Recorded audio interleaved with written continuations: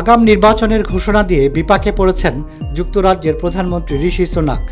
তার দল কনজারভেটিভ পার্টির একের পর এক জনপ্রতিনিধি জানিয়ে দিয়েছেন আসন্ন নির্বাচনে তারা প্রতিদ্বন্দ্বিতা করতে রাজি নন। সুনাক এই সপ্তাহে ঘোষণা দেন আগামী 4 জুলাই দেশটিতে জাতীয় নির্বাচন অনুষ্ঠিত হবে, কিন্তু তার আগেই গত শুক্রবার পর্যন্ত 78 জন সংসদ সদস্য জানিয়ে দিয়েছেন তারা এই নির্বাচনে অংশ নেবেন না।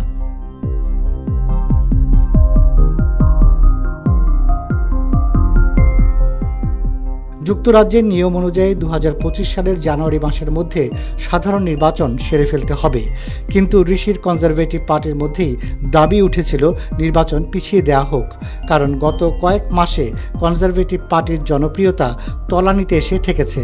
একের পর এক সমীক্ষায় দেখা যাচ্ছে ব্রিটিশ রাজনীতির ইতিহাসে সবচেয়ে খারাপ ফল করতে পারে কনজারভেটিভ পার্টি। এই পরিস্থিতিতে নির্বাচন হলে হার অবধারিত বলেই মনে করছে দলের একটা বড় অংশ।